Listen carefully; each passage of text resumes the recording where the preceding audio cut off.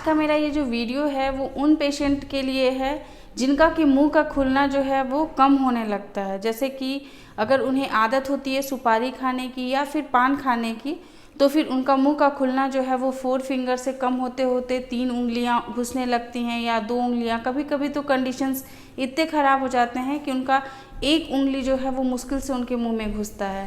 लेकिन इनके साथ साथ अगर सुपारी और आप गुटखा खाते हैं, अगर उसके साथ साथ आपको अगर आदत है कोई और हैबिट की, जैसे कि अगर आप धूम्रपान करते हैं जिसको कि स्मोकिंग बोलते हैं, या फिर अगर आप शराब पीते हैं, अल्कोहल का सेवन अगर आप करते हैं, तो और क्या हो सकती है मुंह में, क्या और कंडीशंस ख़राब हो सकते हैं।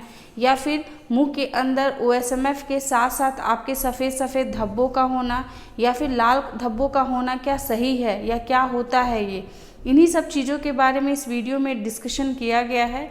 इसे अंत तक देखिएगा क्योंकि बहुत ज़्यादा इन्फॉर्मेटिव होने वाला है आपके लिए। हेलो दोस्तों, कैसे हैं आप सब। मैं आपकी डॉक्टर ज्योति पांडे। अक्सर जो लोग तंबाकू या फिर गुटखा का सेवन करते हैं उसमें अक्सर सुपारी पाई जाती है। ये सुपारी जो होता है वो हमारे मुंह के अंदर पाया जाने वाला जो म्यूकोजा होती है, जो मसल्स होती है, उसको बहुत ज़्यादा हार्ड कर देते हैं क्योंकि उस पर फाइब्रॉइड बैंड बनने लगती है। फाइब्रॉइड बैंड जो होती है वो कोलेजन जो होते हैं उनके वजह से होती है।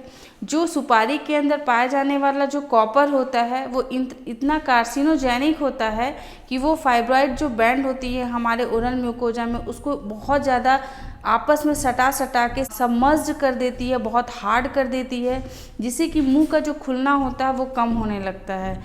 लेकिन अक्सर जो लोग सुपारी के साथ साथ कभी कभी ऐसा होता है कि वो धूम्रपान भी करते हैं तो उनके मुंह में सफ़ेद सफ़ेद धब्बे जो हैं वो पाए जाते हैं, या फिर ये सफ़ेद धब्बे जो होती हैं वो OSMF के केसेस में भी होती हैं। लेकिन इन सफ़ेद धब्बों का वो वाले जो सफ़ेद धब्बे जिसके बारे में मैं अभी बता रही हूँ उनसे थोड़े अलग होते हैं। OSMF के केसेस में नॉर्मली जो सफ़ेद धब्बे होते हैं वो पूरे मुंह में फैले होते हैं, जिसे कि हम लोग ब्लैंचिंग बोलते हैं। ये ब्लैंचिंग को देख करके हम लोग OSMF के स्टेजेस का भी पता चल कर लेते हैं कि स्टेज 1 में है, स्टेज 2 में है या फिर स्टेज 3 में है। लेकिन अगर सुपारी के साथ साथ अगर कोई अल्कोहल का सेवन करता है या फिर अगर वो स्मोकिंग करता है तो फिर इस कंडीशन में जो वाइट पैचेज होती हैं वो एपिथेलियल लेयर पे होती हैं। एपिथेलियल लेयर जो होता है वो हमारे ओरल म्यूकोजा जो होती है, ये जो हमारी चीक होती है, अंदर पाए जाने वाली जो परत होती है उसके ऊपर वाले भाग में वो होती है। तो वो कहीं कहीं पर होगी, सफ़ेद धब्बे जो होंगे वो देखने को मिलेंगे। जब आप उसको टच करेंगे वो अलग टाइप का कीराटैटिक टाइप का दिखाई देगा, मतलब अगर आप उसको हटाने की कोशिश करेंगे तो वो हटेगा नहीं, और वो कहीं कहीं पे जैसे आपके जीभ के नीचे या फिर आपके गाल के पास या चिक के पास या फिर लिप के पास कहीं पे भी वो हो सकता है। वो थोड़े थोड़े पैचेस के रूप में होते हैं। तो ये जो होता है वो ल्यूकोप्लेकिया होता है। वाइट धब्बों का होना ल्यूकोप्लेकिया होता है। अक्सर लोग क्या करते हैं कि जब सुपारी को छोड़ते हैं तो वो सोचते हैं कि मेरे मुंह का कम खुलना जो है, मेरे मुंह में जो प्रॉब्लम है, ये प्रॉब्लम का मेन वजह है सुपारी खाना या फिर गुटखा को खाना।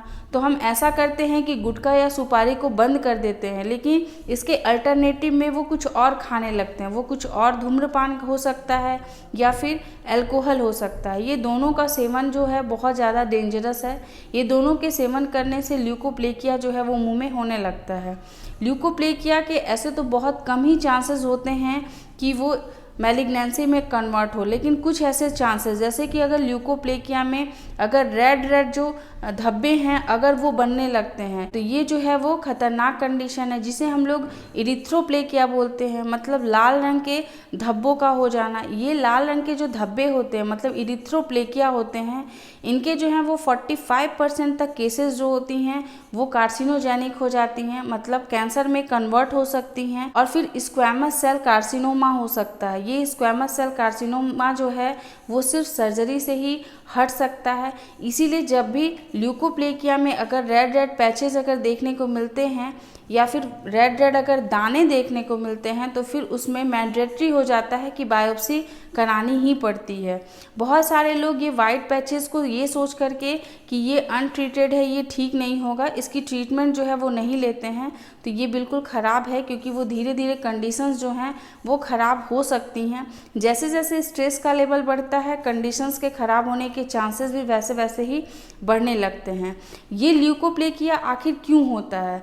जब वेस्कुलरिटी ख़त्म हो जाती है हमारे म्यूकोजा में, वेस्कुलरिटी का मतलब है कि अगर ब्लड सप्लाई जो है वो अगर अच्छे से नहीं होने पा रहा है तो वो वहाँ का जो पार्ट होता है वो उसको वाइट कर देगा, मतलब उस वहाँ की वेस्कुलरिटी बिल्कुल ख़त्म हो जा रही है, इसलिए वहाँ का जो कंडीशंस है वो वाइट हो जा रहा है। और जब वो वाइट ल्यूकोप्लेकिया के अंदर रेड रेड जो पैचेज होती हैं तो फिर आप समझ लीजिए कि ये जो है वो डीपर लेयर तक जाने लगा है और इसको सर्जरी करके ही रिमूव कराना है, इसका लास्ट ऑप्शन बचता है। इसमें एंटीऑक्सीडेंट्स और कोई भी स्टेरॉइड्स के मेडिसिन जो होते हैं वो काम नहीं करते हैं। ऐसे बहुत सारे केसेस आते हैं जिसमें कि OSFF का ट्रीटमेंट चल रहा है और जब वो दोबारा से आते हैं तो उसमें ल्यूकोप्लेकिया या फिर इरिथ्रोप्लेकिया जो है वो देखने को मिलता है। तो इनमें इस चीज़ को बिल्कुल सेट कर लीजिए कि ये OSMF जो है वो 100% क्यूरेबल नहीं होता है, इसकी जो है वो लंबी से लंबी ट्रीटमेंट चलती है। आप इसके प्रोग्रेशन को रोक सकते हैं, इसको फैलने से आप रोक सकते हैं, लेकिन अगर आप अल्टरनेटिव में कोई और अगर हैबिट्स आप अगर यूज़ करने लगेंगे तो हमेशा याद रखिएगा कि इससे कंडीशंस जो होंगी आपके मुंह की ख़राब हो सकती हैं। उसमें इरिथ्रोप्लेकिया अगर हो गया है तो ये कार्सिनोजेनिक हो सकता है बिल्कुल, और इससे फिर आपकी सर्जरी भी करानी पड़ सकती है। तो इसीलिए एक हैबिट्स को अगर आप क्विट करते हैं तो बिल्कुल उसको ख़त्म कर दीजिए, उसके साथ साथ कोई दूसरी हैबिट्स को फॉलो बिल्कुल भी मत कीजिए, क्योंकि अगर OSMF के केसेस में अगर कोई निकोटीन का अगर सेवन करता है तो वो उसके लिए बहुत ज़्यादा डेंजरस हो सकता है। आई होप कि आप लोगों के लिए ये वीडियो यूज़फुल रहा होगा, और अच्छा लगे तो प्लीज़ इसे लाइक कीजिएगा और अपने फैमिली और फ्रेंड के साथ इसे शेयर ज़रूर कीजिएगा।